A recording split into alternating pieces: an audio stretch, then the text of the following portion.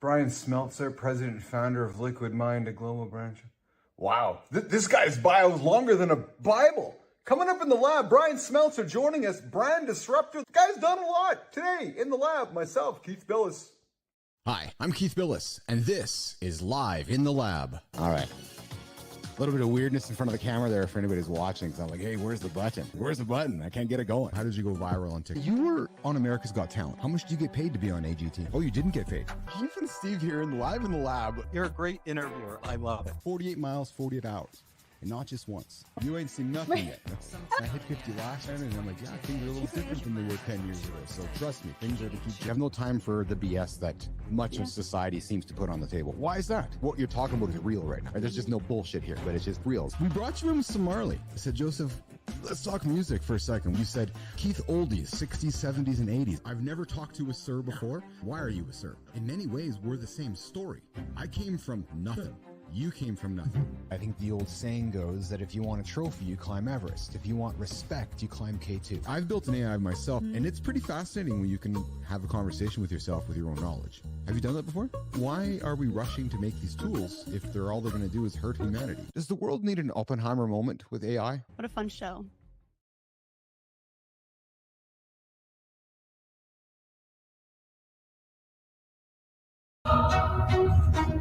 Nation. So why do some brands thrive for generations? Why do some fail? What do you suspect what do you suspect the formula for success is?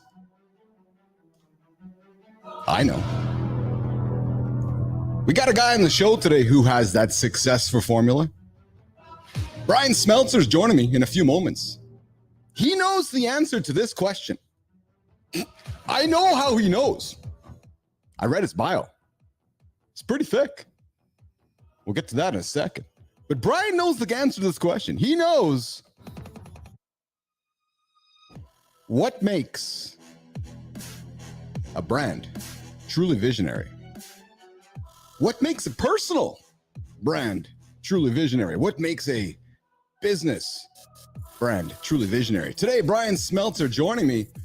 The guy has worked for Oakley, the sunglass company, K-Swiss, TaylorMade, Adidas. Oh, can I be 12 right now?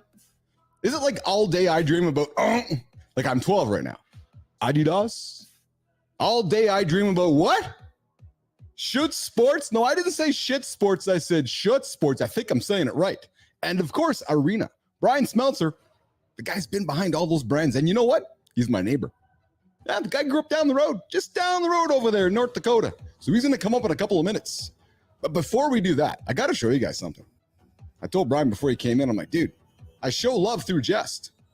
This is the guy's bio. Yeah. I went to bed with it last night. It's 800 pages. He sent me an email 38 times just saying, hey, here's the bio, Keith. I'm like, oh, I got it, man. It's in the back of my brain. I understand you're a visionary about brand building. I get it. The guy's got a visionary podcast. Don't hold it against him, though. Nope. You know how we feel about podcasts here in the lab. So if you're looking for a show of substance, I invite you to go listen to Brian's show. But if you're looking for a show with some humor, fun, entertaining, and informative conversation, you're here in the lab today with myself and Brian. All right, so before we do that, though, I got a reminder for you guys. I got a quick reminder. We talked about it on the morning show today. Hey, Brian, I got a morning show. Yeah, you're still sleeping at that time. We go live Monday to Friday over here on LinkedIn, YouTube, X, Instagram, every streaming platform that will have us. We go live Monday to Friday, 8 o'clock Eastern time, talking to some of the world's most awesome people and having some of the world's most awesome conversations. So I would invite you to tune in and hear things like our accountability check-in. We know many of you are like, I don't want to get out of bed today. I'm struggling to get going. I think I'm an entrepreneur, but I'm really a wantrepreneur. Or are you? So what we do in the lab is we offer you things to think about. We make suggestions, we make recommendations so you can make the decisions. One of those recommendations and suggestions we make, and we made this morning, was if you want to be an exceptional LinkedIn creator, everyday human being. Be empathetic. That's your superhero skills. So I would invite you to go check out the post on LinkedIn today about the superhero power behind being a great creator. And it's not anything you think. Yeah, it's showing up, sure. Yeah, it's making great content, sure. But what it really means, nation, it means being empathetic to the human on the other side of the pen, the human on the other side of the screen. In a world of AI generated stuff everywhere, the power of the human, more powerful than ever. It's true. So I invite you to consider that as you go through your day today. Think about empathy. It'll be magical. It'll solve problems for you. It'll make you closer to the person you're talking to. Think about it. Empathy, your superpower. Your little tip today, the golden nugget from the lab. All right, let's bring in Brian Smeltzer. Brian, I've been having problems with the name all day today. True story. Yeah, I've been saying it since I got up this morning and I just can't get it out correctly. So I'm going to say it once again. Brian Smeltzer joining me here in the lab. What's shaking, my friend? How you doing, Keith? What do you mean that good old German name is hard to pronounce? What's up with that? I like you said, I don't know how far it was from the border, but we have some good stories going back to Winnipeg days. I think I was about 90 miles from where you were at. Yeah. Out in the racetrack, cleaning stalls, and so earning my keep early on in life for free tickets. There you go. So Brian reveals to me, Nation, before we get in the lab this morning for a quick little 1 minute hello. He's like, hey, I used to hang out just up the road from you. I'm like, where's that? He goes, at the horse track. I'm like, well, that's just straight southeast from here right now. So I have to ask, were you a jockey? Were you a cleaner? Were you a horse owner? Or what brought you to the track? Observer. A friend of mine had a horse actually and aspired to be a jockey, but unfortunately grew too quick and couldn't stay on the horse. So those are two qualifiers for being a jockey that immediately eliminated me. So unfortunately, I got flagged to go do the stall cleaning, but at the very least, I got a free lunch and a free ticket. Too funny. I can't remember what the name of the racetrack was, Keith. What was it called again? That's a tongue twister for me. I can't remember what it's called. Yeah, it's Assiniboine Downs. It still is Assiniboine Downs. It's still called that. Like I remember Edmonton Eskimos. Yeah. No, it was story. Winnipeg. So I'm a hockey guy as well. North Dakota, a true blue Fighting Sioux fan, and Winnipeg Blue Bombers. That's right. And dude, and I see over your shoulder, you actually have the bison over your shoulder on the wall. Yep. I played football at Nebraska. I finished up in North Dakota, and my dad is a NDSU graduate, and I'm a UND graduate. So I kept it up here, but I did the bison, but with no NDSU on it. Okay, there you go. So you're a true business athlete, eh? You did sports, and I know you're an entrepreneur. We're going to get to that journey here in a few moments, and your brand journey. Yeah, it's clear though that journey was precipitated by what happened in school. Yeah, exactly. I was brought up independent to a fault. And growing up in the Midwest, it taught you very early on. And my family was the true blue collar family. Yes. And if you wanted something, you work for it. Yes. And at age 13, I learned that very quickly. That if you want an extra pair of shoes, it's not given to you. It's something you earn. And you earn through bussing tables. So early on, it was earn your own keep. But I'm very blessed that I had gone through that early on in life. It obviously taught me a lot as I moved forward. You know what? I say this time and time again, Brian. I had a guest on my show this morning, Nathan Hirsch, very successful entrepreneur from Colorado, is on his 4th company now. He's had a couple of exits. Yeah. And I asked him the question, and you answered it just moments ago. You were 13 busting tables because your parents, I think probably I'm reading between the lines, said, okay, Brian, if you want that, you got to go make some money to go buy for it. Yeah. And Nathan said to me, Keith, I was taught very early by my parents that if I wanted something, I had to go and make money to earn it. He said, so I was selling lemonade as a young boy. And it's incredible to me, Brian, this common theme, people coming through the lab that just have this. If you're a teenager and you're probably being an entrepreneur, then you're probably being an entrepreneur.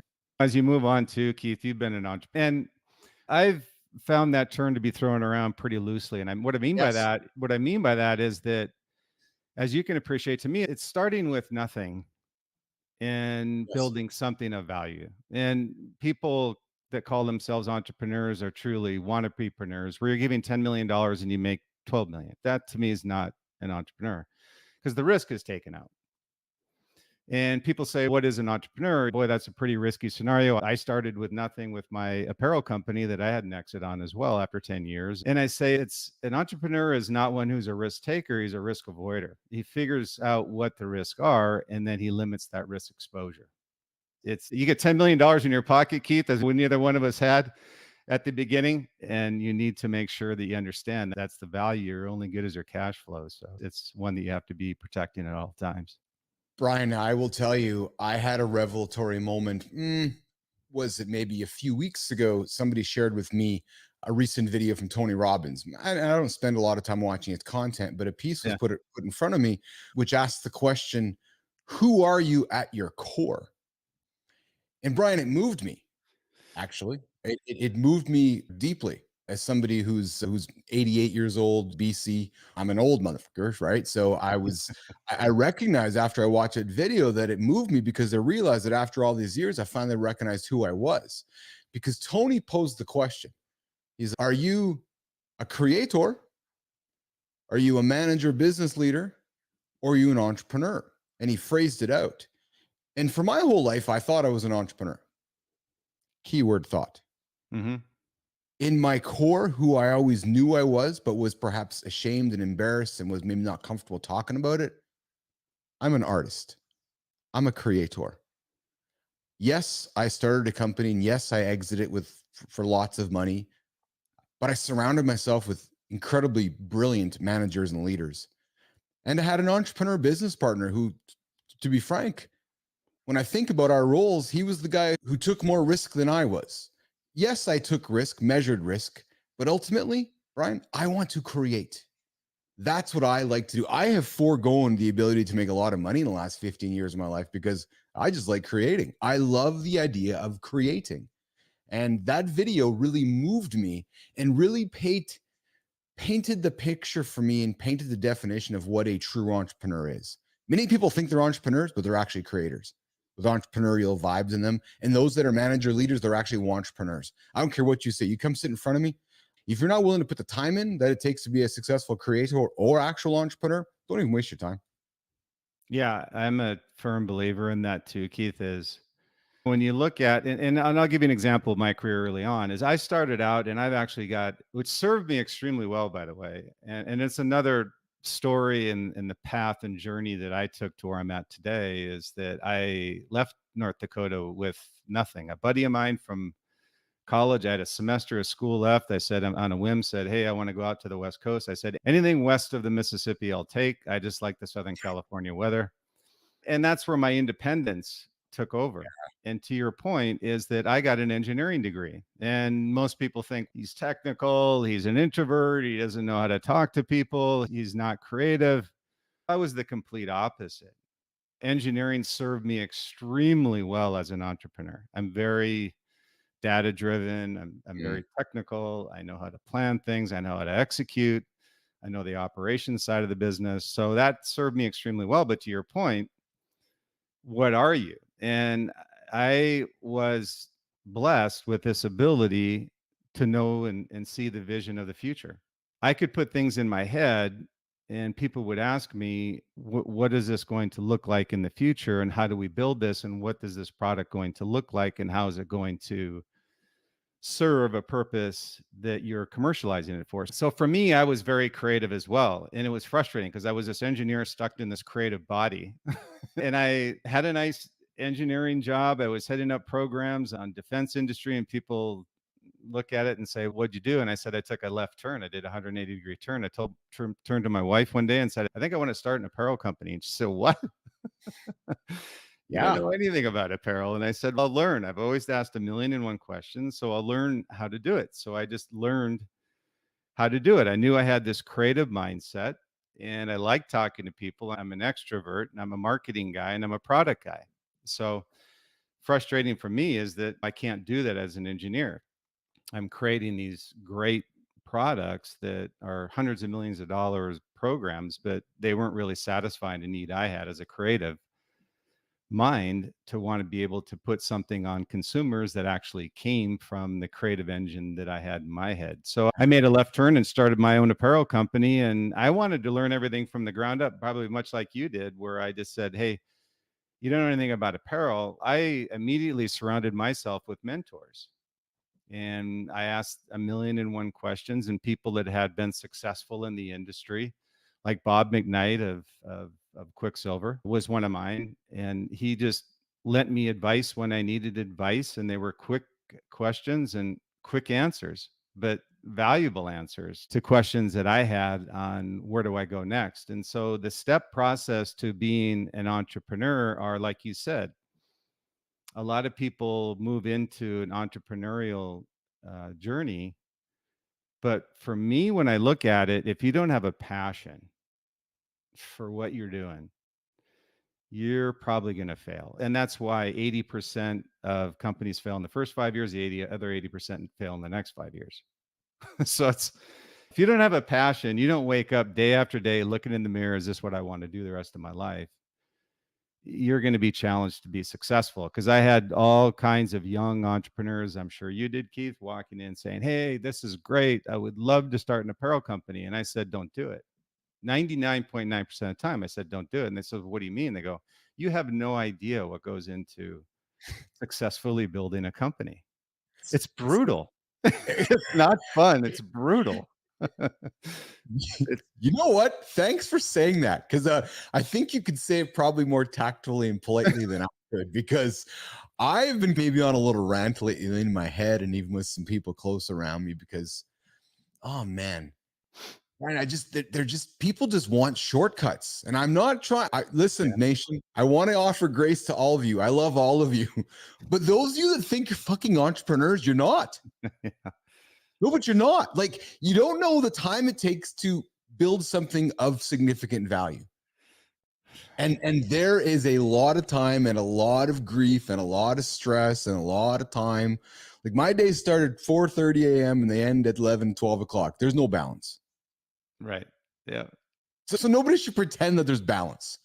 Yes, I've been fortunate that I sold my company and I was pretty chill for a long time, and now I'm back to work and I'm enjoying it. In building phase, Brian, in creating phase, do you think when Taylor's making her latest album or Drake's making his latest album, he's just checking in for a few minutes and checking out? No. Yeah.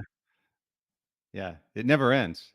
And I love the journey aspect of it. Is it's a journey. The You journey know, that kind of never ends until you want it to end. And that I'm and gonna that's something that people need to keep in mind, is that it's one also I'm sure a lot of people aren't aware of, is that it takes a lot more than just one skill set. To your point, we talked about it Mhm. earlier, was what is an entrepreneur? And I use this analogy. I use it in the Visionary brand. There's a chapter in there that I call the artist. And I look at things differently on explaining to people what makes someone visionary or what makes a brand visionary. And one of the aspects of it is this orchestra. Okay. If you've got an orchestra, how do they make this concerto of beautiful music with all these instruments? And all it takes is one to screw it up, right? Somebody that's on the trombone or somebody that's on an instrument that shouldn't be on it. And the analogy I use for that is that people that are in the wrong spot within an orchestra can screw up the entire team. Mhm. And when you look at how that construct comes together in a company, it's a similar thing, is that the teams that you build, you're only as good as your team. And your ability as an entrepreneur to be the conductor of this orchestra inside of a company and not only inspire people, but aspire them to build this great brand. And then also have a continual passion every single day you're in the office. That to me is when you look at the next book I have is The Visionary Leader. So I just finished the manuscript on that one, and it was fun to do because these are the conductors, the men and women that stand in front of the teams and instill this vision and inspire people through their passion every single day to kick ass and take names. It's just one of these that very few people have the skill set to do it. And it's many times inbred. And that's when I look back in my career where I just said, I love the fact that I got an engineering degree, but I'm a creative. I want to use that technical skill set to help others succeed. but I want to build this concerto of a brand that inspires others to want to disrupt an industry. And so that's a huge part of that puzzle. We're mutually connected, it looks like, through LinkedIn about somebody who speaks a similar language to you, which is around being a visionary. Justin Breen.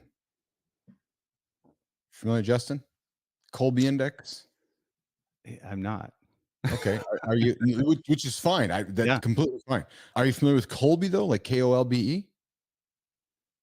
KLBE. No, I'm not. Okay. Which to me is surprising, I think, Yeah. because you're speaking about, you've mentioned visionary a number of times. It's clearly within your lexicon. It's in your marketing. It's what you're selling. Yeah. You speak as a visionary, but the whole Colby Index talks about being a visionary. And I know Justin was on my show a while back, and he called me out as a visionary because he asked me to do the Colby Index, and many of the things you're talking about, I can relate to. And I'm curious, when you think of being a visionary, Brian, what does that mean to you? It's a couple things. And if you're talking about like the first book, I'll just give an example. Yeah. And when I looked at what I found intriguing when I started putting pen to paper, Keith, was the question of what makes a brand visionary? And I said a brand first because I knew I was going to go to a leader and I was going to go to a product.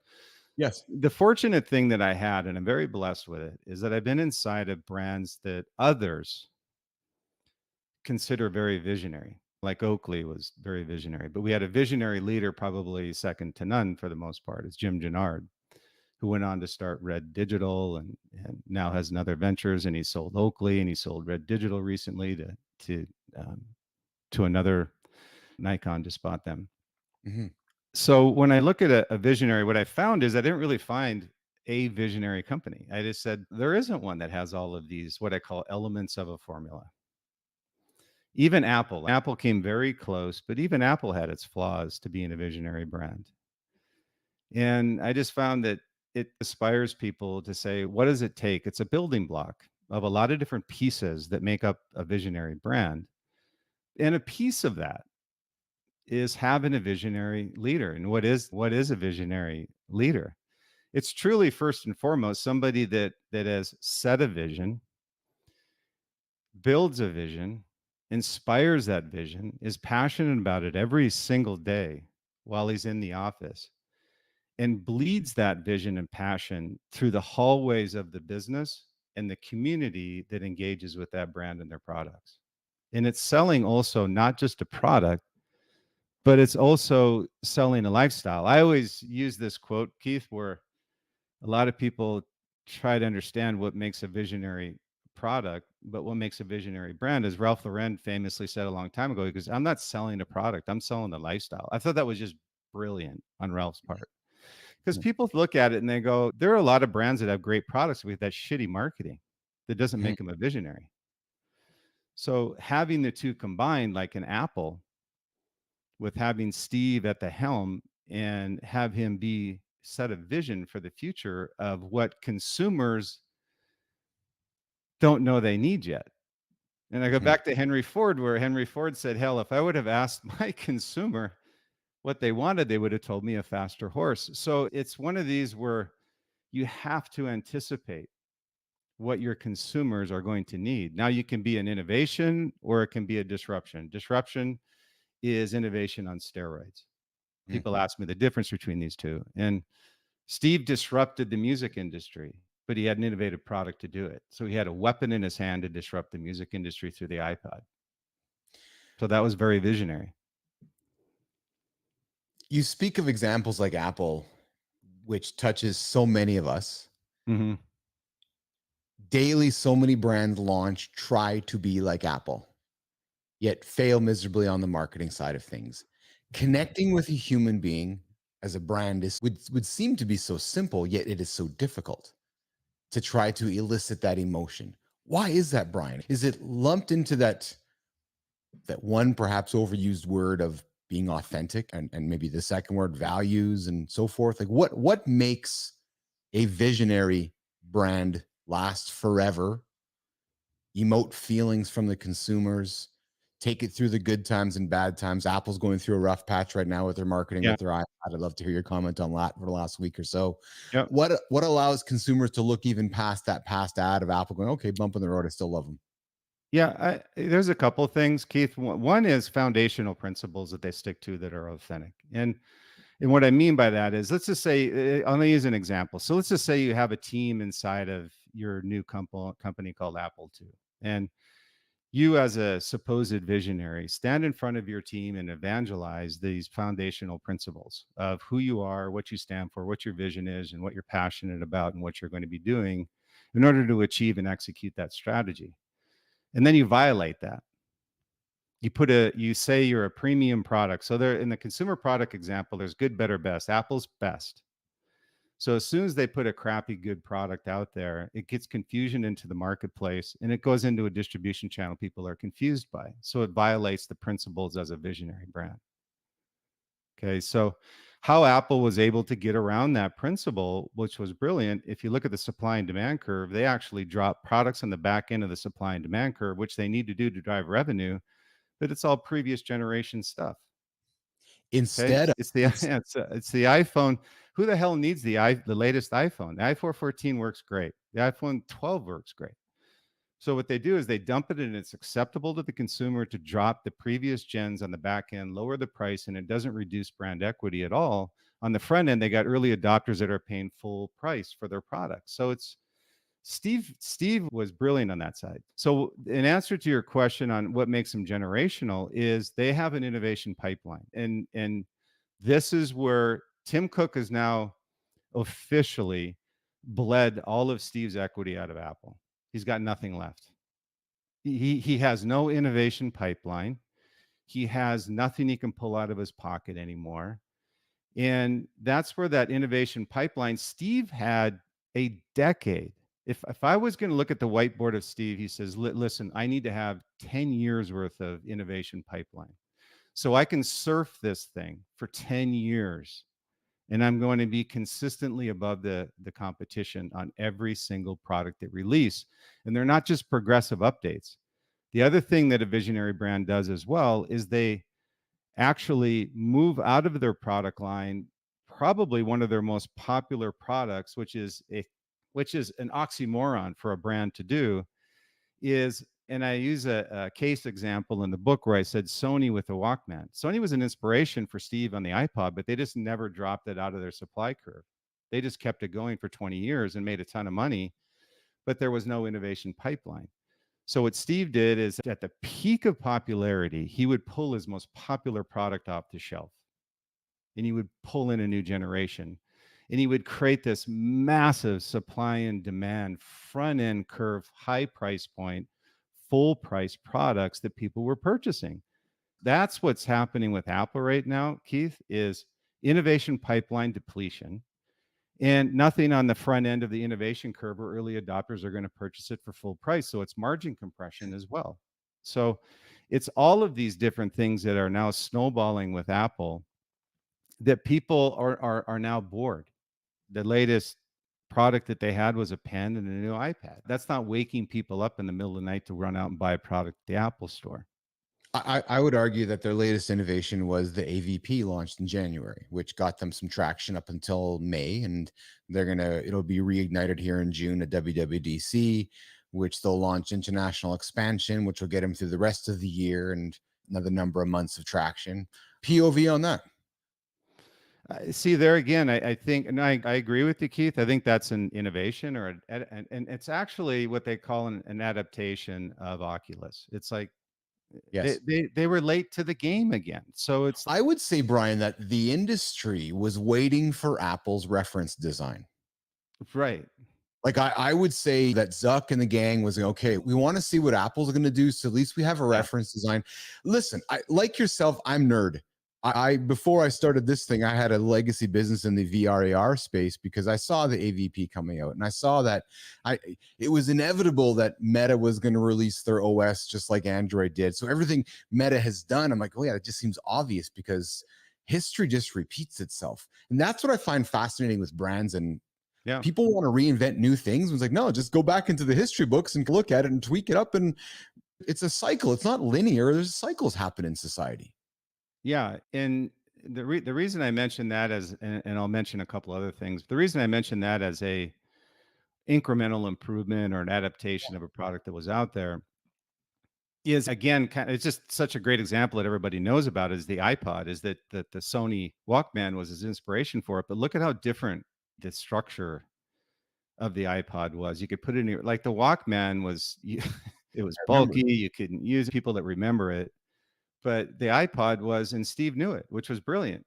1,000 songs in your pocket. Think back to that statement he made. And at the time, the form and function was light years different from Sony Walkman. But if you look at Oculus versus the Apple version, to form and function, form is very similar. Function is a little bit different. And I just feel people look at it, and that's where you see the reaction of it, Keith, is a little bit of hum and haw. And we thought that you guys would be early to the game, or you'd make it look like a pair of Oakley sunglasses where I could just slip it on and people don't even know I'm wearing it. And I just think I think form is the biggest issue that they're going to have to deal with. Is that if they would have reinvented the form and function, they would have had a much better reception, not only from consumers, but from investors as well. I mean, as everybody is, I'm an Apple investor. But I think the other aspect of it, in addition to the innovation pipeline, is that these visionary brands also know their positioning. They know where they need to be in the marketplace. They have a creative engine that's built this innovation pipeline. They have this strategy around the product vision that nobody else has. And they really know what the future looks like. And this is where so many brands fail, is there's only so many Steve Jobs that can see the future. No, and on top of that, even those that would be classified as visionaries, many of them refuse to take risk. They just don't want to take risk. They want to have somebody else take risk. That's a commodity brand, not a brand itself. And I say that in the book as well. I go, you're either a commodity or you're a brand. And a good analogy is Nike's a brand, Skechers is a commodity. 100%.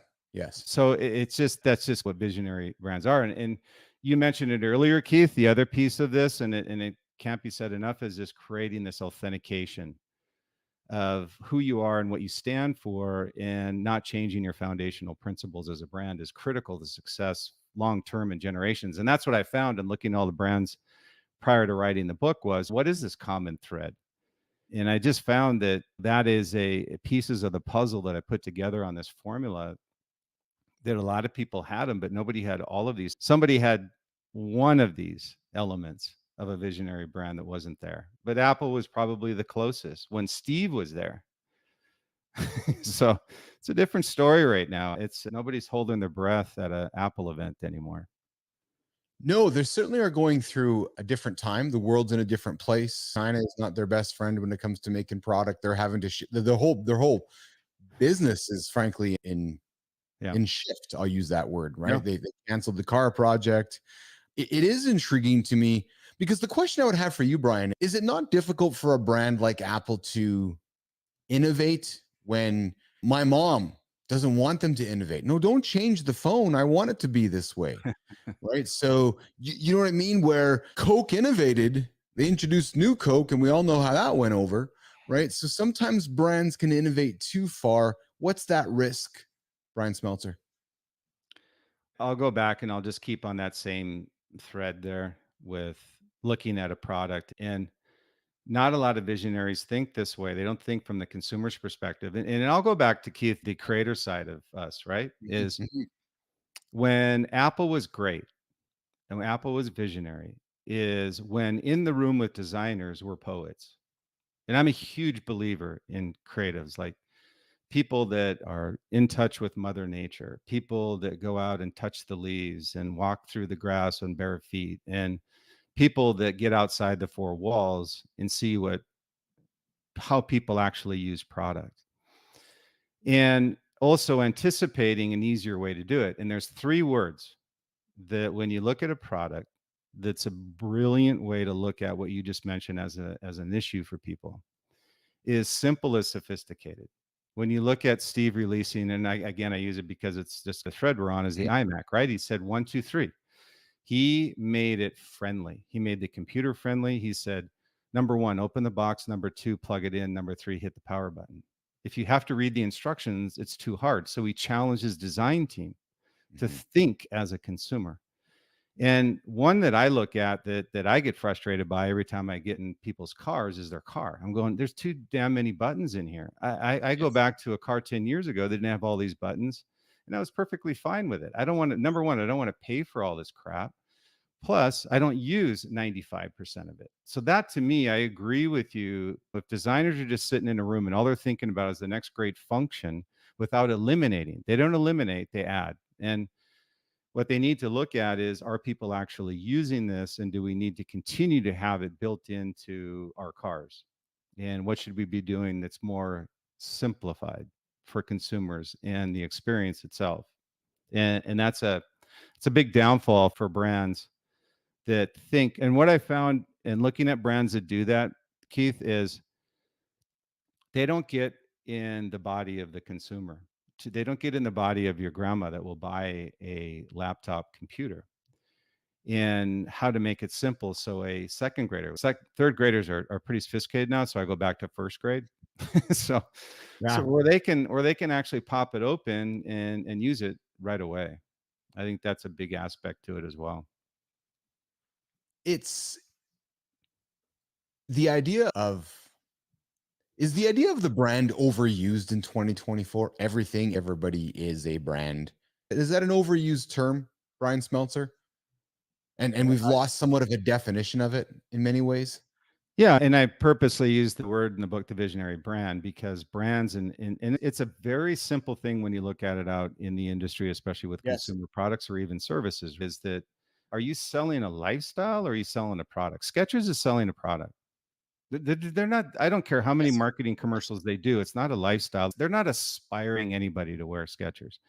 But when you look at, and again, this is another case study, and it goes towards what you're mentioning, is just think of the Just Do It campaign. Okay. The aspirational side of that campaign is second to none in consumer Mhm. products, and nobody's come close to ever replicating it. Every single piece of that marketing campaign was built around aspirational product and lifestyle. People felt if they put on a pair of Jordans that they would be able to jump like Michael. And but all of the campaign itself was built around a brand and a lifestyle that they were selling to consumers that aspired them to want to buy their products and wear their products. And I do think that when people classify themselves as the brand, I think it does become very diluted as to, why do you think you're a brand? Do you think you've earned your stripes to be calling yourself a brand? And just because you have a product does not mean you're a brand. I think that's where it becomes diluted, Keith, is, hey, we made new footwear. What's your marketing? And when you look at a brand in a company, Keith, it's all driven by the product team. And I call it, when in the book, I call it the power triad. Every brand that I've been with, we've had product taking the lead on what the brand stands for. And then there's the power triad, which is product marketing is in the room with the designers and the product team as to, why are you designing it this way? And one of the products that Nike built was the Flywire product. If you remember it, Mhm. it disrupted the footwear industry. It was with K Swiss. I said, if anybody ever comes out with a brand that crosses over to casual and run, we're dead, because that's what the classic K Swiss sneaker was built around. And Nike came up with Flywire. But the whole base and foundation of Flywire, and the reason marketing needs to be on the team with the design team, is they actually went out into the real world and looked at things that they could adapt to products that they were creating. Of all things, where do you think Flywire, this construction and inherent overall build of that product, came from? It came from suspension bridges. Really? If you look at suspension bridges, and what they looked at, the designers looked at how it actually moved, the structure actually moved with the environment, and it actually was suspended in midair. So they were looking at it, and they put the foot inside of the suspension bridge, and the wires folded over the top of the foot. And all of a sudden, now you have a shoe that no longer needs leather. And what they used was a material that had never been used before called Vectran, which is 10 times stronger than steel, but it looks like a fishing wire. And they were able to integrate that in with knit. So I'm just saying that brands have a story, products don't. I mean, it's why were you doing that? Because we wanted to be able to disrupt an industry, tell a story, and provide a lifestyle that people could enjoy. Now people go buy groceries and then a half an hour later out running without having changed their shoes, and Nike changed the whole landscape of footwear. Brilliant story. Because many marketers think a brand is just setting up a nice logo, putting a tagline, Yeah. spending some marketing dollars and showing up on stage and saying, "Hey, I'm here. I got a nice shirt," and so forth.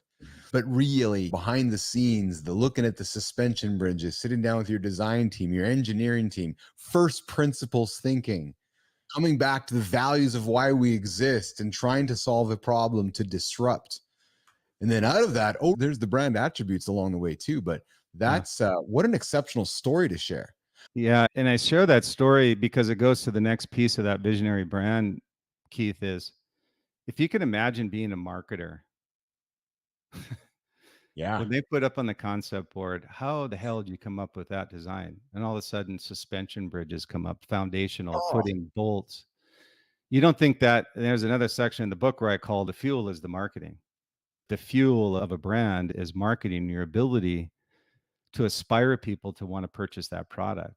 And Nike's got it, Apple's got it. And that's just that second level of when you say a brand versus a commodity. And that is I, a story where that's the juice that keeps that brand going for generations. I can only imagine the behind the scenes of that meeting when everybody gets together and yeah, so we came up with this new shoe and here's how we came up with it.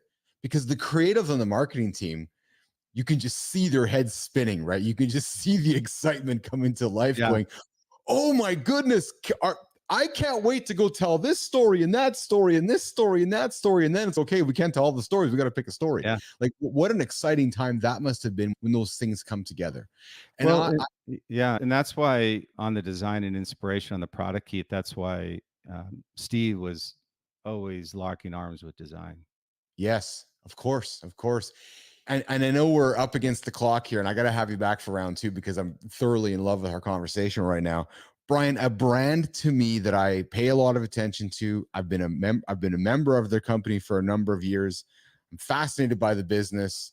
I've been fascinated by watching the business start from what it was to what happened during the pandemic to where it sits today.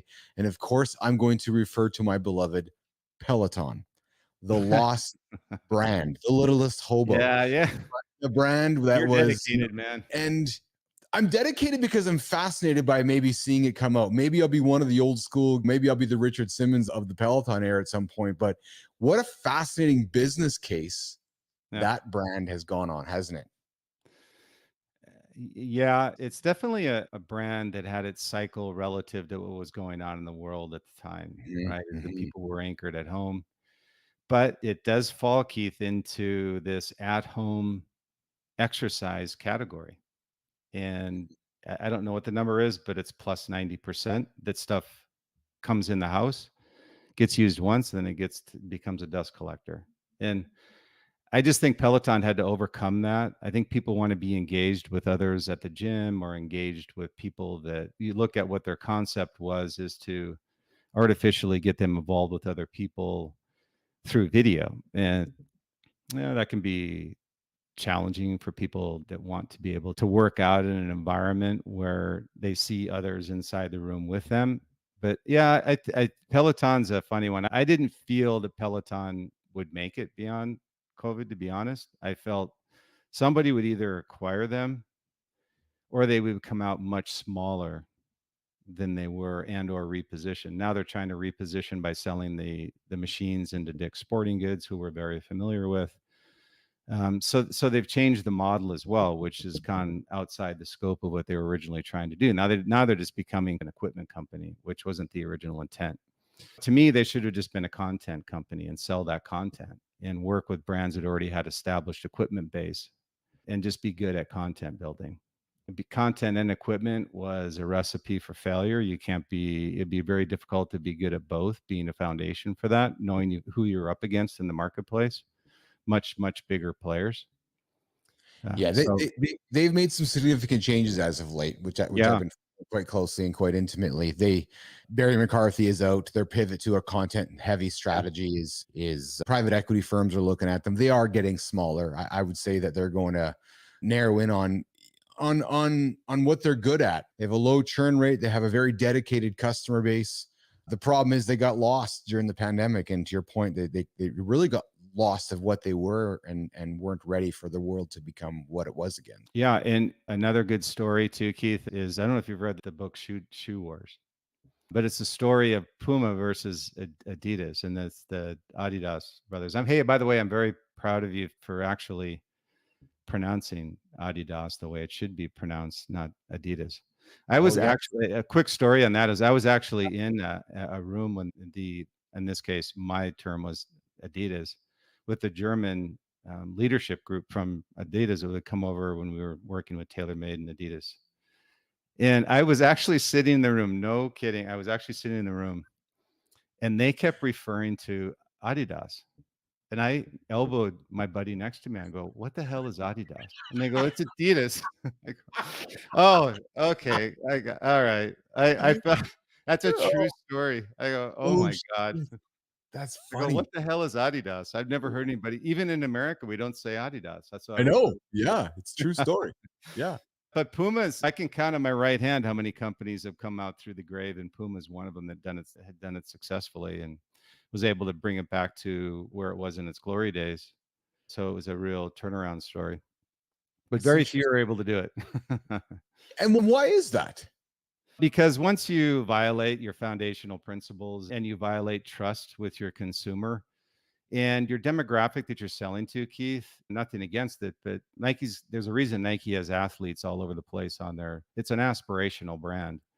Yes. And when you start moving into the Costco's of the world, the distribution channel, your brand equity goes along with it. And it's hard to pull that out. And retailers, by the way, don't forget that. Neither do consumers. And it's a very hard thing to turn around. I had a brand called Avia that had approached us wanting to try and do the same thing. And they just referenced Puma. And I said, you have an extra $20 million sitting around. I said, that's just enough to reestablish the US market. I said, but there's no guarantee that they're going to be able to trust you anymore. And they go, what do you mean trust? And I said, you've already violated and broke that trust. So all they do is now they remember a brand that was sold in Target. And now you want to sell Nordstrom's? I said, it's just a hard thing to overcome. Quickly before we go, explain to me how brands effectively navigate the idea of selling in a premium mall and then have themselves set up in a secondary mall where you have the Nike store at the main mall, then you have the Nike at the outlet mall. How do they manage that brand perception? Is it the same way that Apple does it, just differently, which is, hey, you don't need the brand new iPhone, you're good enough with the iPhone 14? Is it that same thing, which is, hey, you can buy these products over here, we want to get you in because we want you to aspire to go to the real store to buy the product? The intent, and I'll give you a story of what we did with Oakley on the Oakley stores, is that we had retail presence. So it's a three-edged sword, if you call it, Keith. You've got the retail distribution, you've got your regular store distribution, like it's inside a mall where Nordstrom's already is. So that's challenge one. Challenge two then is you do an outlet. Outlets were meant to be, you're out in the middle of nowhere Yes. and there's no malls. So the competition and the foot traffic from a regional basis is not an issue. But it quickly turned out to be where now everybody's doing the outlet business. And what they started doing was making products specific to the outlet.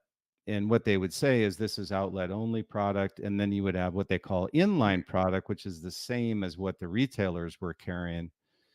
And you had what's called, and here's how they got around it, not to get too technical, but just how they got around it, Keith, was there's a thing called minimum advertised pricing, right? And you're beholden to it as much as the retailer is. So let's say I've got a $200 Oakley frog skin that I'm selling. I'm now a retailer, outlet or not. I'm a retailer and I'm held to that MAP 20% max discount policy. Nordstrom's can't discount at 40%. I can't discount at 40%. So in order to get around that, we put in their limited edition product that were specific to outlets. You have in what they call inline product, and you have exclusive product for outlet distribution. And they were able to navigate around that. Plus, a lot of times it isn't competing with foot traffic at retail. Interesting. I've often wondered that. I've often wondered how Yeah. that whole Yeah. model works. Not easy. Yeah, no kidding. No kidding. Yeah. Brian Smeltzer, I know we got to rock and roll here. I've thoroughly enjoyed the conversation, learning. I believe I probably can I have a lot more curious questions in my mind, but we're up against the clock. Is there anything that I have not asked you about? Is there anything Nation needs to know about?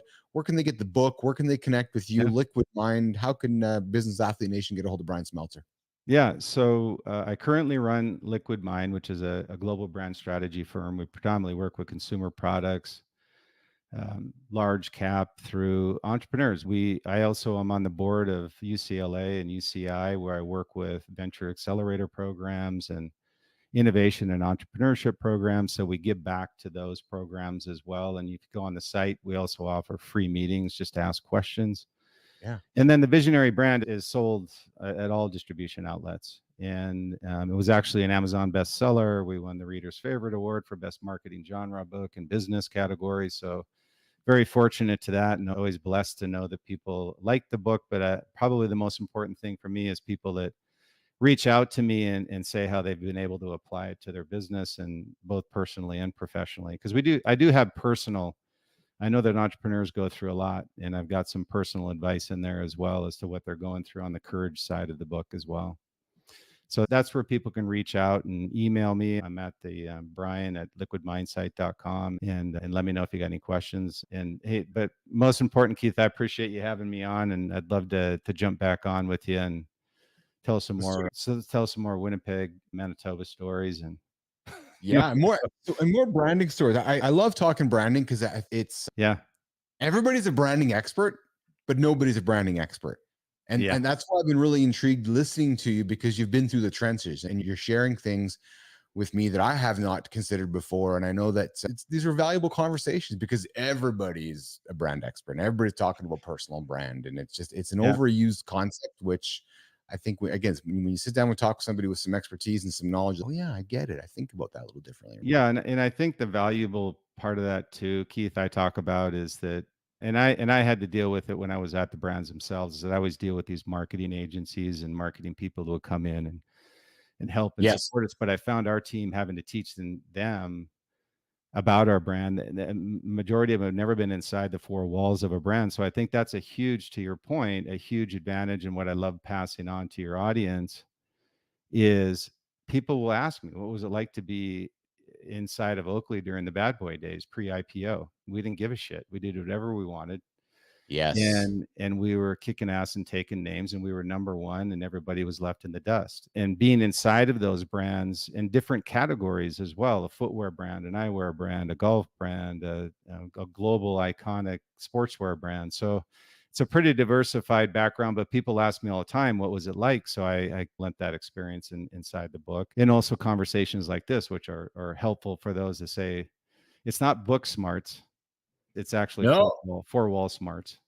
It's exactly the experience of what it is. Yeah. All right, Mr. Smeltzer, I'm going to ask you to stick around the green room for a quick second. I'm going to say goodbye to Business Athlete Nation, and I'll come back and politely walk you. Thanks again, Keith. I appreciate it. 100%, my friend. Hang tight. We're going to do this here. We're going to do this here, and bring some music back into the lab. What's going on, Nation? Hey, if you just joined us late, I invite you to go back to the beginning. Brian Smeltzer, Liquid Mind, the Vision Chronicles podcast. The guy has been around for Oakley, K-Swiss, TaylorMade, Adidas, Schutz Sports and Arena. Everybody talks about being a brand expert. You're not a brand expert. You got to go talk to a brand expert. His name's Brian Smeltzer. True story. All right, so listen, tomorrow morning's in the lab. Myself, C. Marty Fit, friends, and everybody else who wants to join. We just, come on, join the conversation. We're having great things. You talk about a personal brand. You talk about a brand. The Business Athlete Performance Lab is a brand doing this. Mornings in the Lab is a brand doing this. Live in the Lab with guests like Brian Seltzer is doing this. I've been saying all along. We're in the clubs. We're on the way to the arenas. And you know what? We're on our way to the stadium. We'll see you guys.